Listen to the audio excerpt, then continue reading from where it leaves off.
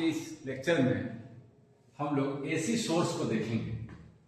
AC source, इस क्रम में we will cover AC source, its phasor representation and then polar and rectangular form।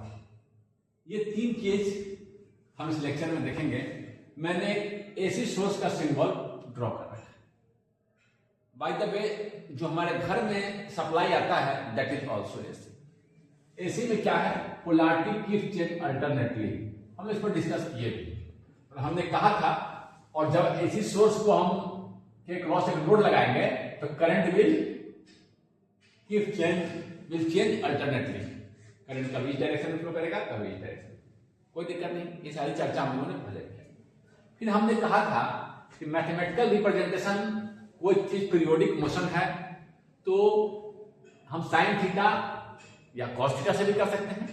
अगर हम sine theta से कर देखें, साइन या कॉस में केवल फेज का अंतर है, तो ये इस तरह का जब वेरिएशन हो रहा है, high low negative, high positive में इंक्रीज कर रहा है, फिर इधर ये फिर आपका ऐसे वोल्टेज देखना है। अगर ये जब ये हाई है तो पॉजिटिव, जब ये हाई है तो नेगेटिव वोल्टेज। मतलब नेगेटिव का मतलब दिस माइनस दिस हम देखना है, दिस माइनस दिस।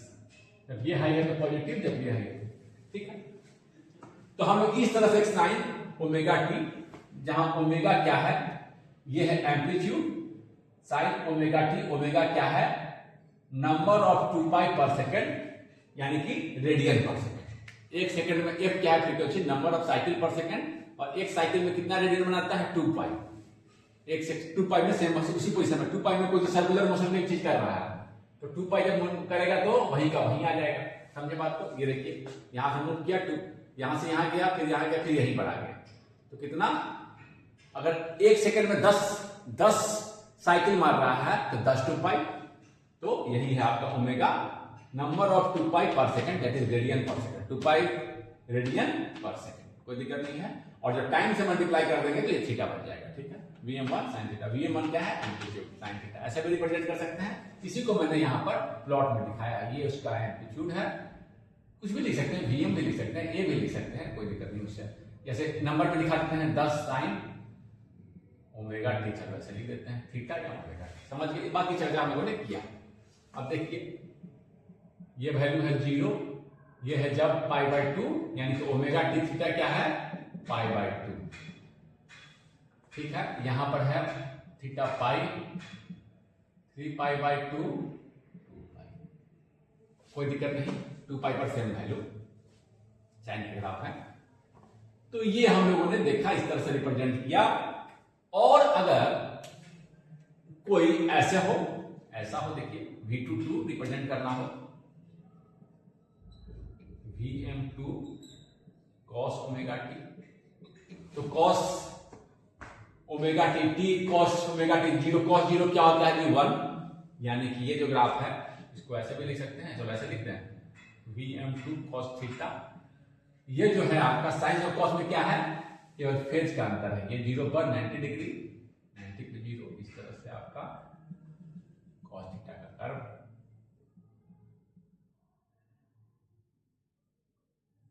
इस तरह से देख लीजिएगा, यहां पर मैंने ड्रॉ कर दिया। cos 2 पाई पर फिर ये कहां चला जाएगा, cos 2 पाई पर। इसको थोड़ा सा शिफ्ट करके मुझे दिखाना चाहिए था। यहां पर एनीवे इस साइकिल में देखे हैं, इसको मुझे यहां ऐसे 2 पाई पर, 2 पाई पर फिर से मैक्सिमम 0 का वैल्यू 2 पाई का वैल्यू सेम होगा, एडजस्ट कर लीजिएगा। मुझे केवल दिखाने से मतलब है कि cos और sin में केवल 90 डिग्री का अंतर होता है, थोड़ा सा एडजस्ट कर लीजिए, ठीक है। तो ये देखिए, इसको ऐसे भी 90 का अंतर है तो इसको ऐसे भी लिख सकते हैं, Vm2 sin 90 प्लस थीटा, ऐसे भी लिख सकते हैं। cos और sin में केवल 90 का फेज देख लेते हैं। यही cos को हम यहां देखते हो sin बन गया, यही ना है। सॉरी, इसी sin को हम, ये sin का ग्राफ है, इसको हम 90 डिग्री यहां से देखना शुरू कर देंगे तो cos बन जाएगा। cos क्या है, ये वाला वैल्यू है, 90 डिग्री एडवांस वैल्यू दे रहा है, यानी कि 90 प्लस थीटा साइन 90, इसको भी ध्यान में रखिएगा, sine 90 plus theta cos theta. देखिए साइन 90 डिग्री एडवांस कर दी तो कौन यहां से देखना शुरू कर दिए ये ना cos थीटा बन गया मेरा, t इक्वल टू 0 यहाँ चला गया। देखिए अगर यहाँ से देखने लगे तो cos थीटा का ग्राफ है 90 एडवांस वैल्यू, ठीक है। साइन और cos में केवल 90 डिग्री का फेज का अंतर है, आप देख सकते हैं। 0 पर ये cos क्या है, ये वाला वैल्यू लिए हुए, 90 वाला वैल्यू लिए हुए, 90 एडवांस है cos, तो ये भी ध्यान में रखिएगा, साइन 90 प्लस थीटा, ठीक है। अब हम इसे फेजर पर रिप्रेजेंट करना चाहेंगे।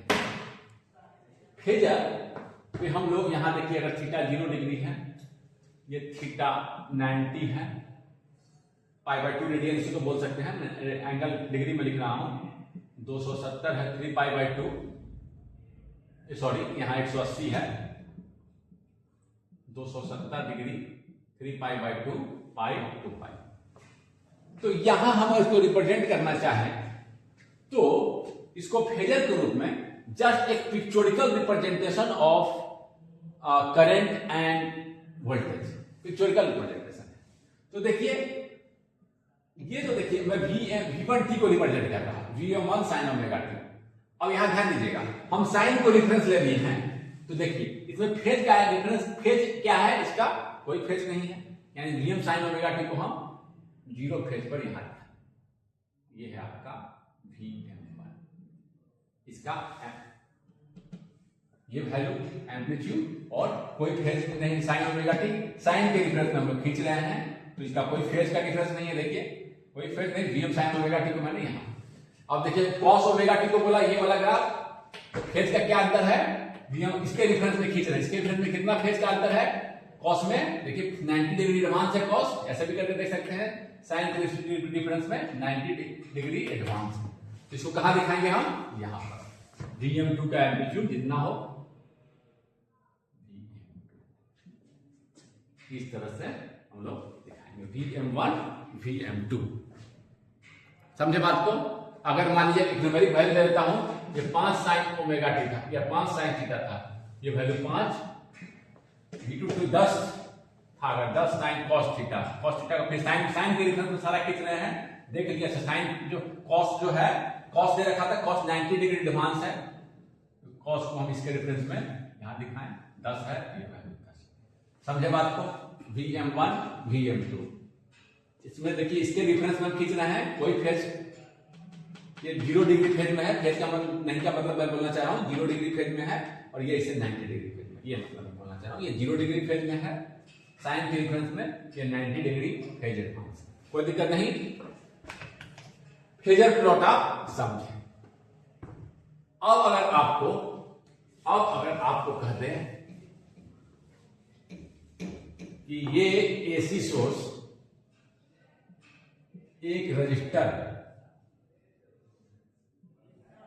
पर लगा, दूसरी एक बात मैं और कहना चाह रहा था, एक चीज वहां छूट गया मैं, ये phasor Vm1 sin omega T phase 0 और ये फेज 0 पे है, और ओमेगा टी मान लेंगे कि ये omega T sign omega T का मतलब क्या है कि ये रोटेट कर रहा है ओमेगा टी से, ओमेगा इंटू टी टाइम पर ये फेजर यहां चला जाएगा, फिर फेजर यहां चला जाएगा, ये रोटेट कर रहा है, ये Vm2 cos sin 90 plus theta, ये भी ओमेगा टी क्या करेगा, इसको केवल हम मान ये देखेंगे ओमेगा टी क्या करा रहा है, एंगुलर वेलोसिटी रोटेट कर रहा है।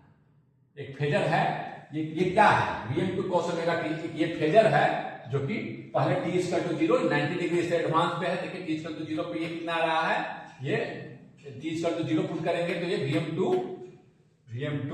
t इक्वल टू 0 पुट करेंगे, t इक्वल टू 0 पुट करेंगे तो क्या आ जाएगा Vm2, ये 90 डिग्री फेज एडवांस है, यहाँ t इक्वल टू 0 था, 0 पुट करते हैं इसमें तो ये 0 था, ये Vm2 है मैक्सिमम वैल्यू पे है, तो 90 डिग्री फेज एडवांस है cos थीटा, ये यहाँ और ये वेजर रोटेट कर रहा है ओमेगा टी से, ठीक है ना, समझे बात को। अब हम देख रहे हैं इसका फेजर प्लॉट कर रहे हैं, ये मान लीजिए कि 5 किलो ओम है, ये 5 साइन ओमेगा टी दे रखा, ठीक है, 5 साइन ओमेगा टी, ठीक है, तो ये आपका हो जाएगा, करंट कितना फ्लो करेगा, आई करंट और वोल्टेज को फेजर पर प्लॉट करना है,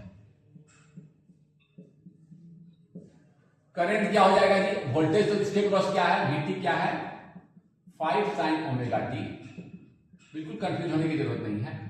करंट क्या है, 5/5 किलो में है sine omega t, 1 milli ampere volt में है साइन ओमेगा टी। क्या फेज का चेंज हुआ? दोनों सेम फेज में है, साइन साइन, कोई फेज का डिफरेंस नहीं, प्लस में कोई फेज का डिफरेंस नहीं है, दोनों क्या है, सेम फेज में है।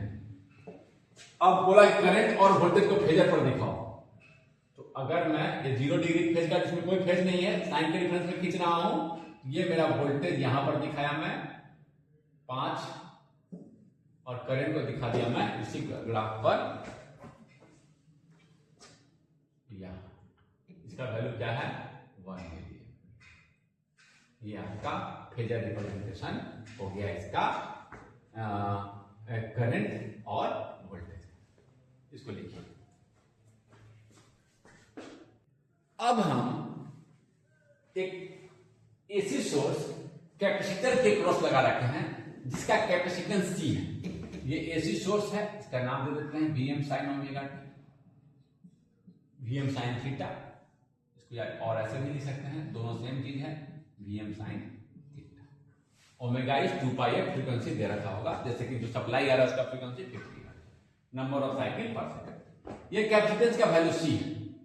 अब इसमें हम बोला कि current draw the phasor of current and voltage.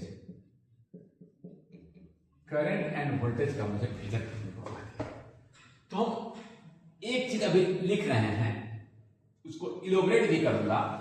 अब C है तो कैपेसिटर का रिएक्टेंस हम लोग लिखते हैं, वह 1/j ओमेगा C, और 1/j क्यों लिख रहे हैं हम आगे चर्चा करेंगे। J इज, जानते हैं इमेजिनरी नंबर का सूचक है, J किसका सूचक है, J is indication of imaginary number square root of -1। ठीक है, J की चर्चा को यहां मैं क्यों लाया इसका भी मैं चर्चा करूंगा। इसकी रिएक्टेंस लिखते हैं। देखिए पता क्या रहा है, जैसे जैसे फ्रीक्वेंसी बढ़ाएंगे कैपेसिटर क्या करेगा, इसका रिएक्टेंस 0 होता जाएगा, यानी कि शॉर्ट की तरह काम करेगा। ठीक है, देखिए फ्रीक्वेंसी बढ़ाएंगे तो रिएक्टेंस घटता जाएगा, तो ये शॉर्ट की तरह काम। ठीक है, ये है J की चर्चा हम लोग अभी करेंगे, J का क्या सिग्निफिकेंस है लिख लेते हैं फिलहाल 1/j ओमेगा C। ठीक है, दिखा दिए इसको हम ऐसे। अब देखिए ये वोल्टेज अप्लाई किए, अब कहा कि करंट और वोल्टेज का फेजर खींचो, तो I मैंने निकाला, I is equal to, I as a function of time लिख रहा हूं मैं, ये आपका आ गया Vm sin omega T upon reactance XC Vm sin omega T या थीटा। 0 फेज में है, साइन के में देखें तो 0 फेज में है। ठीक है, कोई दिक्कत नहीं है, साइन का ग्राफ किसे खींच दे रहे हैं, 0 कोई फेज का डिफरेंस नहीं है। और कॉस का खींचते तो ये दोनों ग्राफ में देखिए, ये 0 पर है तो ये वाला वैल्यू नहीं है, ये 90 में, समझ रहे फेज का मतलब।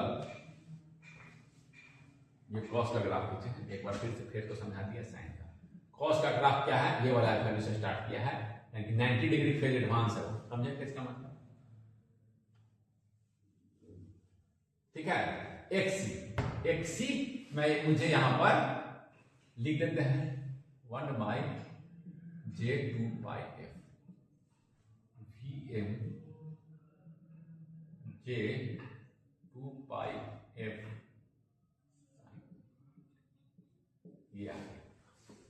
ये आपका आ गया।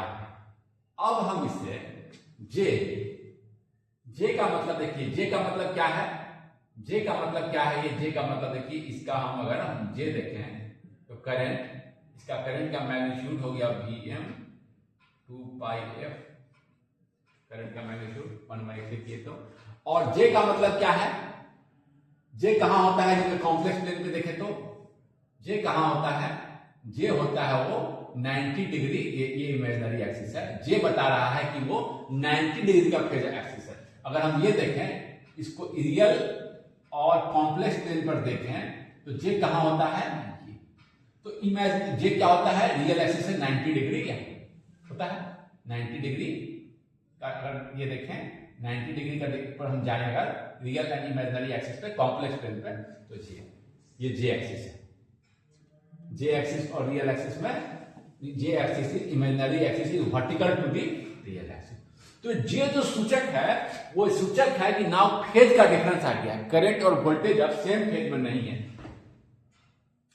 हम लोग इमेजिनरी नंबर से यहां पर फेज का इंफॉर्मेशन इलेक्ट्रिकल सर्किट में देते हैं।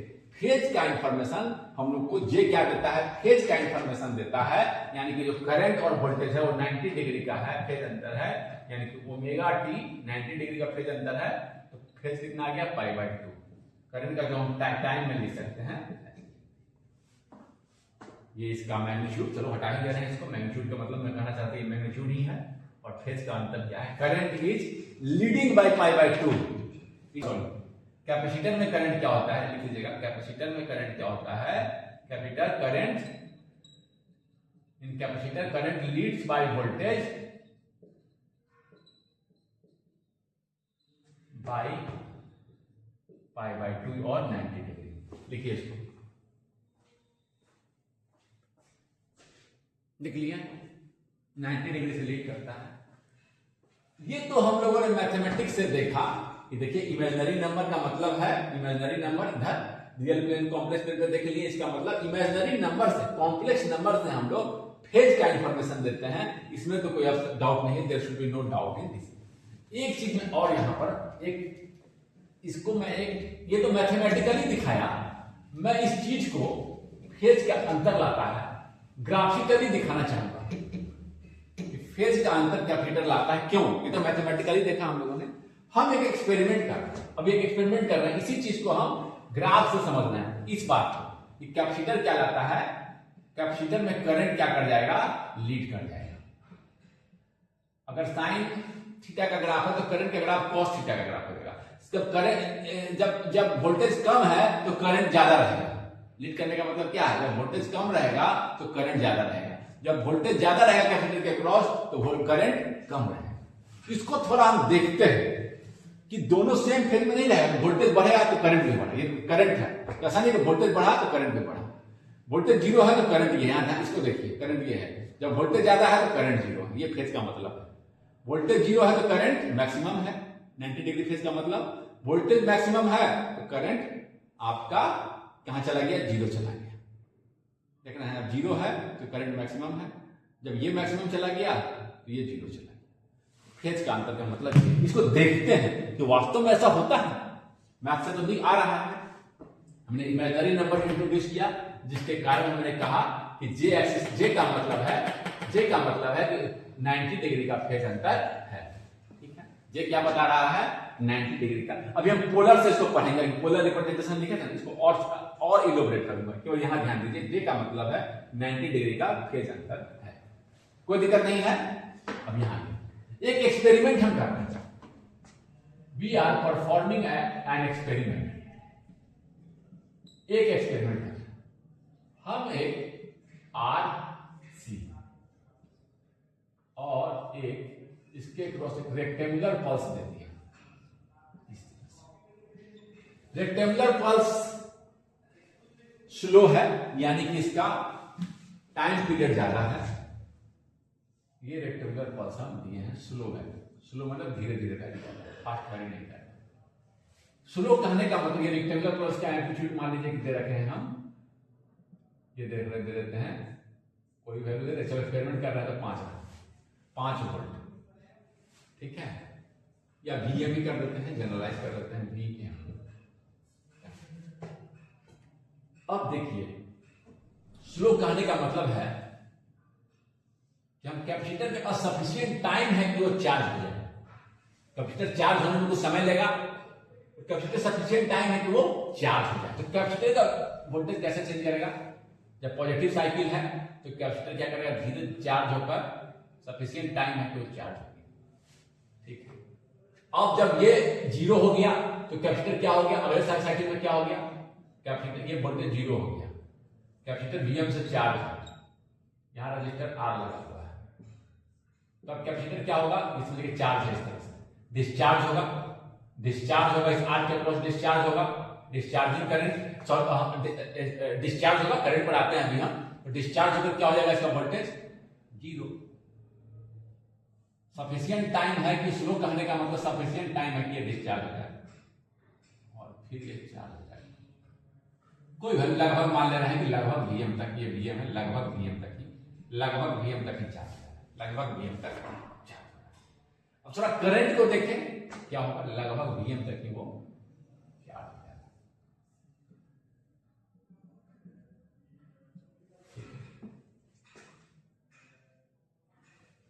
जब वोल्टेज कैपेसिटर में 0 है तो करंट फ्लो करेगा जिससे वो चार्ज होगा, हाँ करंट मैक्सिमम रहेगा।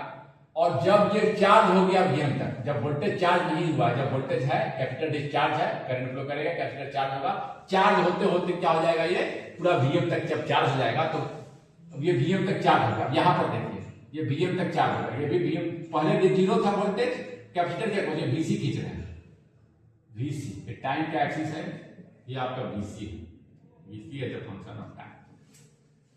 कैपेसिटर जब चार्ज नहीं था तो करंट फ्लो कर रहा था, चार्ज हो रहा था। जब ये चार्ज हो गया तो कैपेसिटर के पास वोल्टेज कितना आ गया, Vm, इधर भी Vm, इधर भी Vm। क्या करंट फ्लो करेगा इसके क्रॉस? नहीं, क्योंकि वोल्टेज का डिफरेंस क्या है रेजिस्टर के cross, Vm minus Vm by R। Current क्या हो जाएगा, यानी शुरू में करंट रहेगा, फिर करंट जैसे ये चार्ज हो जाएगा करंट क्या हो जाएगा, I पूरे ब्रांच में करंट रहेगा, IT कर देगा, IC बोलिए, IT बोलिए, कोई दिक्कत नहीं है क्योंकि ये पूरा एक ही लूप है, एक ही करंट फ्लो करेगा ना तब में। अब देखिए, अब यहां देखिए फिर से ये 0 हो गया। अब देखिए कैपेसिटर चार्ज है, इधर का वोल्टेज 0 है, ये वाला सिचुएशन बन गया। इस समय कैपेसिटर चार्ज है, फिर से इसको खींच दे रहा हूं, इस समय का सिचुएशन खींच रहा हूं, इस समय का सिचुएशन बी। सिचुएशन बी क्या है, कैपेसिटर चार्ज है, इस बैटरी से इसको रिप्लेस कर देना होगा, चार्ज एक बैटरी की तरह चार्ज दिखा दिया, एक मॉडल बना दिया एक बैटरी की तरह। और ये अब ये क्या होगा, डिस्चार्ज होगा, सिचुएशन बी, SIT डिस्चार्ज होगा। यानी पहले करंट ऐसे फ्लो कर रहा था जब चार्ज हो रहा था, अब करंट ऐसे फ्लो करेगा, यानी कि करंट का डायरेक्शन फिर से जब डिस्चार्ज हो जाएगा, देखिए डिस्चार्ज हो गया, यहां डिस्चार्ज हो गया तो 0, फिर से नया साइकिल शुरू होगा, फिर से नया साइकिल शुरू होगा आपका, फिर से ये डिस्चार्ज हो गया, फिर से क्या हुआ, नया साइकिल शुरू हो गया। जब पॉजिटिव वोल्टेज आया, हाँ फिर से पॉजिटिव वोल्टेज आया, नया साइकिल, पॉजिटिव साइकिल शुरू, ये वाला पॉजिटिव हाई वोल्टेज, फिर से करंट फ्लो करेगा, मैक्सिमम करंट। और जैसे जैसे ये चार्ज हो जाएगा फिर से क्या हो जाएगा, देखिए यहां पर देखिए वोल्टेज है आपका करंट मैक्सिमम, फिर देखिए यहां देखिए वोल्टेज दे दिया आप इनपुट पर, फिर से इसको यहां ड्रॉ कर देना है, इस सिचुएशन को फिर से ड्रॉ कर देना है। ये सिचुएशन क्या है, कैपेसिटर चार्ज नहीं है, और क्या कर दिए हैं आप, यहां पर ऐसे एक तरह से बैटरी लगा दी, करंट फ्लो कर रहा है, बिल्कुल कर रहा है। जब कैपेसिटर चार्ज हो जाएगा थोड़ी देर के बाद, देखिए चार्ज हो गया, यहां कैपेसिटर चार्ज हो गया, अब कैपेसिटर चार्ज हो चुका, पहले 0 चार्ज था, Vc 0 था, अब ये चार्ज हो गया Vm, इधर से भी Vm। क्या चलो बैटरी से दिखा के मैं केवल मॉडल कर रहा हूं, बैटरी लगा हुआ नहीं है, इसको मॉडल कर रहे हैं, इसको कैपेसिटर से भी दिखा सकते हैं। इसके पास वोल्टेज हो गया Vm, ये प्लेट पॉजिटिव चार्ज हो गया। बैटरी से दिखाने का मतलब कि मैं मॉडल कर रहा हूं, कैसे भी दिखाइए, कैपेसिटर क्या हो गया, इसके पास वोल्टेज आ गया Vm, तो वोल्टेज का यहां भी Vm, यहां भी Vm, कोई वोल्टेज का डिफरेंस नहीं इस R के क्रॉस है, करंट फ्लो करेगा। For current to flow there should be potential difference, कोई पोटेंशियल का डिफरेंस नहीं है, Vm minus Vm by R, current क्या हो गया 0, देखिए चार्ज हो गया, तो यहां करंट था, जब चार्ज हो गया तो इसको पहले ड्रॉ कीजिए,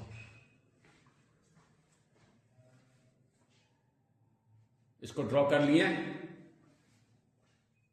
जब कैपेसिटर के क्रॉस 0 वोल्टेज है, करंट फ्लो कर रहा है, करंट मैक्सिमम है, जैसे जैसे वो चार्ज हो जा रहा है, पोटेंशियल का डिफरेंस R के क्रॉस कम होता जा रहा है, G माइनस ये वोल्टेज चार्ज हो गया Vm से, तो आपका क्या हो गया, वोल्टेज का डिफरेंस 0 हो गया, करंट क्या हो गया 0। समझ रहे बात को, ये केवल मैं मॉडल किया था, जब चार्ज हो गया तो मान सकते हैं कि एक तरह से Vm से चार्ज हो गया, ये तो ऐसे दिखा सकते हैं, कोई दिक्कत नहीं है, कैपेसिटर से ही दिखा दीजिए, कोई दिक्कत नहीं है, इससे दिखा रहे मॉडल कर रहे सिचुएशन को। तो ये मैं दिखाना यह चाहता हूं कि आप यहां से भी देख रहे हैं कि voltage and current are not in phase, current is leading, जब वोल्टेज 0 है कैपेसिटर के क्रॉस, तो करंट ज्यादा है, मैक्सिमम है। जब वोल्टेज हाई हो गया है तो करंट क्या है, मिनिमम है। यही कंक्लूजन जो कि मैं यहां से निकाला था, both are not in phase, both are not in phase, यही कंक्लूजन मैं यहां से दिखाना चाह रहा हूं। करंट यहां से भी आया, leads in A capacitive circuit, in a capacitor, current leads by voltage, lead करता है, इसमें कोई दो राय नहीं है। यहां आर लगाए हुए हैं तो देखेंगे, खैर की चर्चा नहीं करते हैं। यहां तो एक चीज बिल्कुल स्पष्ट हो चुका है कि करंट लीड करेगा। जब भी आपको क्वेश्चन पूछेगा कैपेसिटर में कौन लीड करता है, करंट लीड करता है। जस्ट इसका उल्टा होता है इंडक्टर में। इंडक्टर में कौन लीड करता है, आपका करंट लैग करता है इंडक्टर में, यहां लीड तो वहां लैग, करंट लैग करेगा, वोल्टेज लीड करेगा। कोई दिक्कत नहीं, यहां ग्राफ से भी देख लिए, मैथमेटिकली देख लिए। इसी इंफॉर्मेशन को, फेज के इंफॉर्मेशन को दिखाने के लिए यहां जे लगाते हैं। फेज के इंफॉर्मेशन को दिखाने के लिए इमेजिनरी नंबर से हम लोग फेज का इंफॉर्मेशन दे सकते हैं। इसको लिखिए, इमेजिनरी नंबर या कॉम्प्लेक्स किसे कर देते हैं, रियल और कॉम्प्लेक्स नंबर दोनों पार्ट में हो सकता है। Complex number provides phase information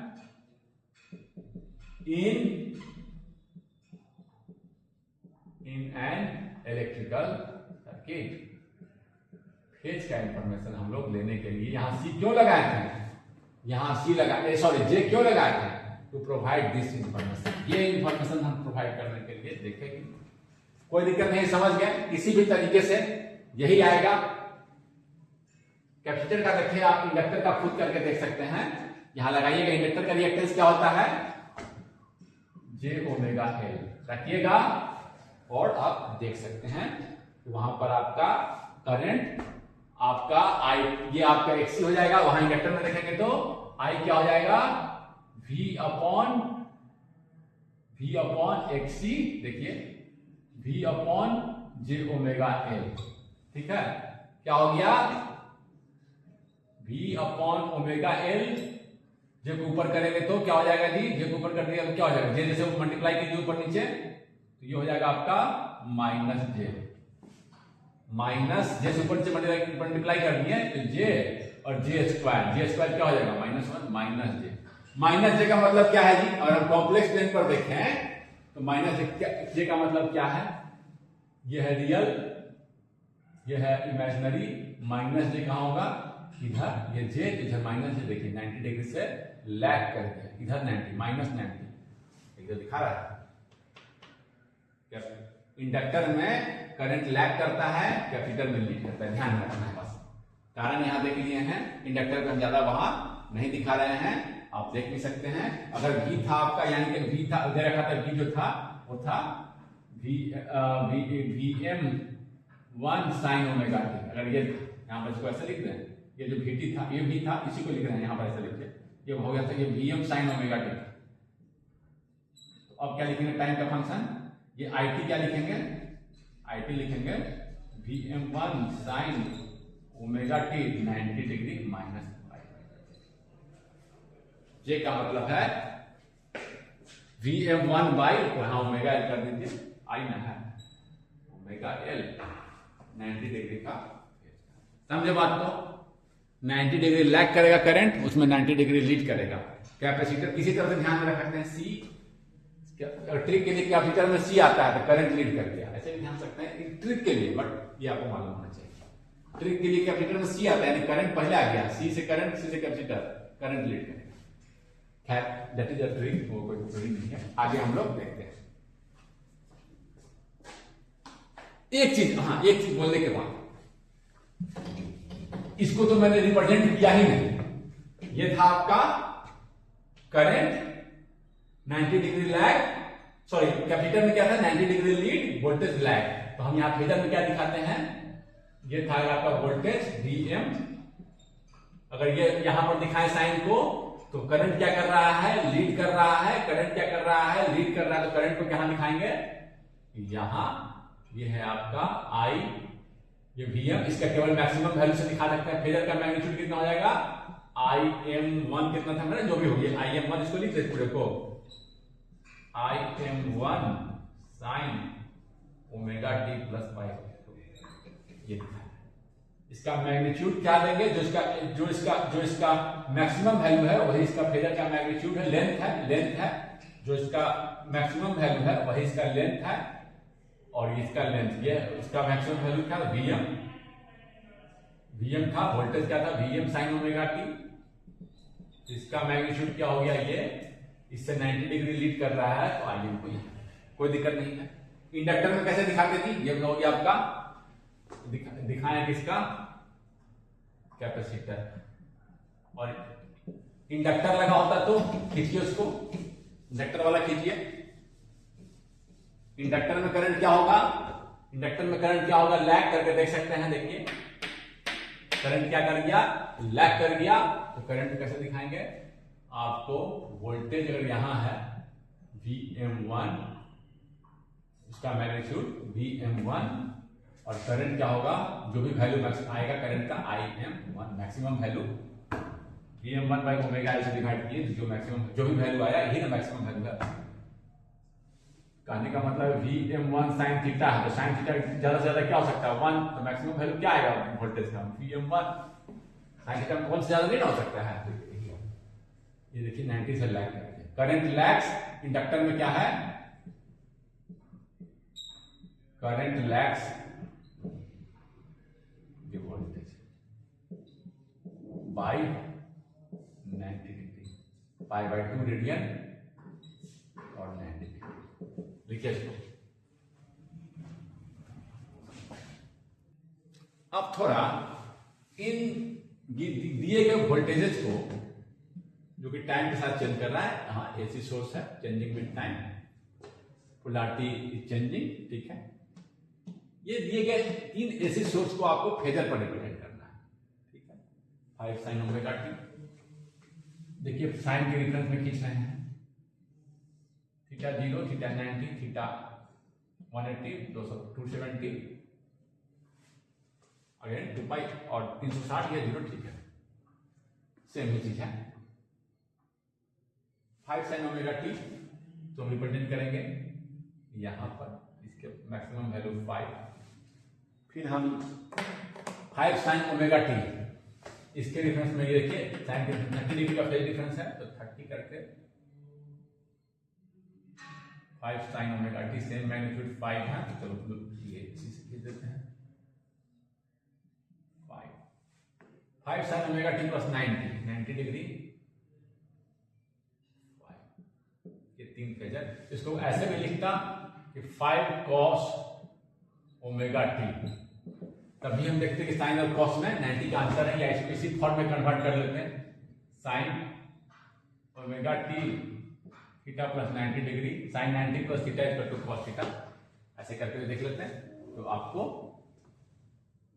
पता चल जाता कि साइन और कॉस में, ये मतलब कहने का मतलब है कॉस ओमेगा टी दे रखा है, और ये ना समझिए कि 0 डिग्री फेज में, ये मत थ्रो कर, ये मैं कहना चाहता हूँ साइन के रेफरेंस में बोलने का बार-बार, इसको 0 यहां पर दिखा दीजिएगा, तो साइन के रेफरेंस में खींचना है, तो साइन कॉस क्या है, साइन से 90 डिग्री, या तो साइन के फॉर्म में कन्वर्ट कर लीजिए, और फिर 90 degree sine 90 plus theta is equal to cos theta, तो ये करके आप देख सकते हैं, कोई दिक्कत नहीं है। एक चीज और, मैं यहां पर हमेशा डिग्री में लिखता हूं, कभी रेडियन में लिखता हूं, तो 180 degree equal to pi radian होता है, 1 डिग्री पाई बटे 180, 30 डिग्री तो 30 इंटू पाई बटे 180 डिग्री, 90 को कन्वर्ट करना है तो 90 बाई 180 इंटू पाई रेडियन, यानी कि पाई बाय 2, तो there should be no confusion in this conversion, ठीक है। हम लोगों ने रिप्रेजेंट कर दिया तीनों को। अब हम एक चीज, अब हम एक कॉम्प्लेक्स नंबर का यूज करते हुए कॉम्प्लेक्स प्लेन पर रिप्रेजेंट करने की कोशिश करेंगे। हम एसी सोर्स को, हम अभी इलेक्ट्रिकल क्वांटिटी को इनफैक्ट एक और तरीके से रिप्रेजेंट करने की कोशिश करेंगे, जैसे वोल्टेज हो, इंपीडेंस हो, करंट हो, एसी सोर्स में, एसी जब लगा हुआ है आपका एसी सोर्स हो तो फेज की बात वहां आती है, तो फेज का इंफॉर्मेशन, अब यहां ध्यान दीजिएगा, यहां के बाद मैं कॉम्प्लेक्स नंबर की बात कर रहा हूं, ठीक है, यहां से मैं यहां पर समझ गया, इसी तरह से एक फेज की इंफॉर्मेशन को, phase information can be provided using imaginary number. आप जो इमेजिनरी नंबर पढ़ते हैं उसका यूज हम लोग यहां करने जा रहे हैं फेज की इंफॉर्मेशन को देने के लिए। समझ गए? ऐसी सोर्स है, वहां फेज की बात होगी, आपका करंट फेज में आपका फेज की बात होगी, तो ये चीज, या आपका हम लोग हाँ चलिए वहां पर आएंगे। ठीक है, रिएक्टेंस में ये जब आपका रिएक्टेंस पढ़ेंगे, इंपीडेंस पढ़ेंगे, तो वहां देखेंगे कॉम्प्लेक्स नंबर वहां भी आएगा। जैसे कि कैपेसिटेंस को कैसे दिखाते हैं 1/j ओमेगा c, वहां पर इमेजिनरी नंबर और फेज की बात आएगी कि जैसे कि c है, c क्या करता है, फेज का चेंज लाता है। यहाँ क्या दिखाते हैं इसको 1/j ओमेगा c। यहाँ j की बात आई, यहाँ फेज की बात यहाँ आई थी। ये कैपेसिटर में करंट क्या होता है, फेज से लीड कर जाता है। ये सारी चर्चा हम लोग करेंगे। तो इसके लिए for phase information we can use imaginary number. ठीक, तो अभी हम लोग इसी को करने जा रहे हैं। तो हम दो तरीके से, यहाँ दो तरीके को हम देखेंगे। एक तरीके देखेंगे जब यहाँ पर पढ़ेंगे तो पोलर फॉर्म में रिप्रेजेंट कर सकते हैं। हम लोग यहाँ ध्यान दीजिएगा, एसी में हम फेज की बात करते हैं, डीसी तो कांस्टेंट है, डीसी तो कांस्टेंट है, कोई चेंज ही नहीं हो रहा। दूसरा हम लोग पढ़ेंगे रेक्टेंगुलर रिप्रेजेंटेशन।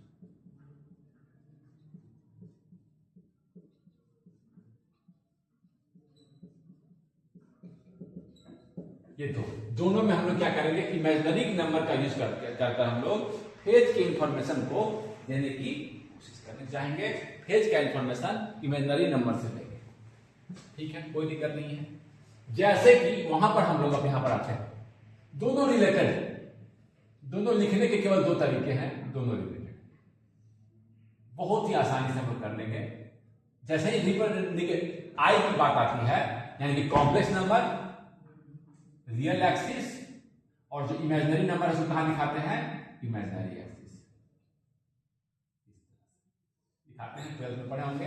रियल एक्सिस किसको बोलते हैं, complex plane, real and Y axis पर इमेजिनरी। जैसे कि यहां दिखाना है मुझे 5 sin ओमेगा टी, तो इसे पोलर फॉर्म में जब हम दिखाएंगे तो इसका ये मैग्नीट्यूड और साइन के रेफरेंस में खींच रहे हैं तो एंगल 0 डिग्री, फेज का एंगल कोई उसमें नहीं है।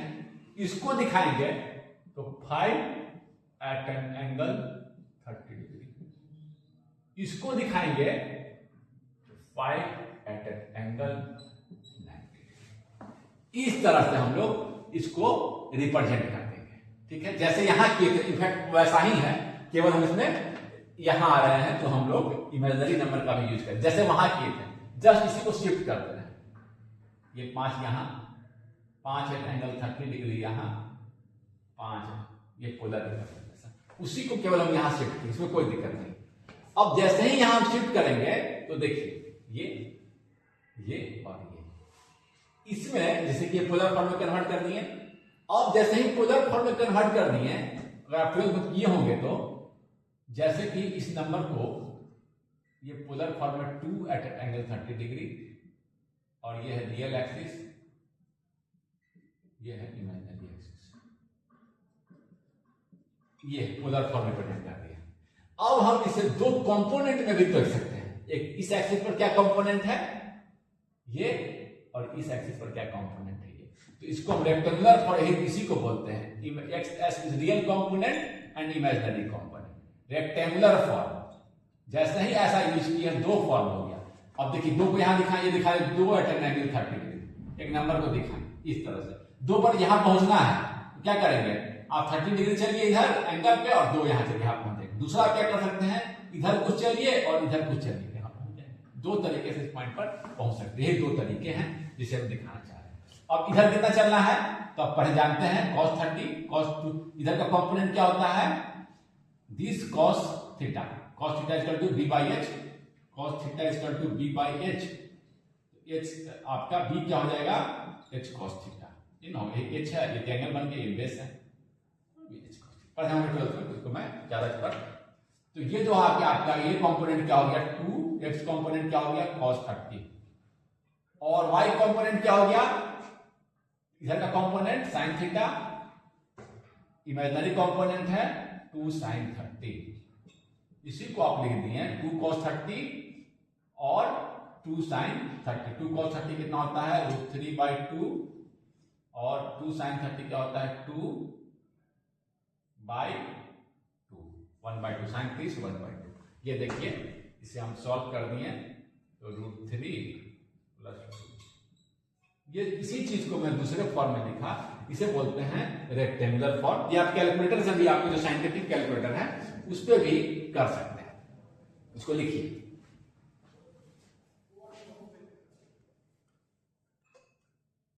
समझे बात को।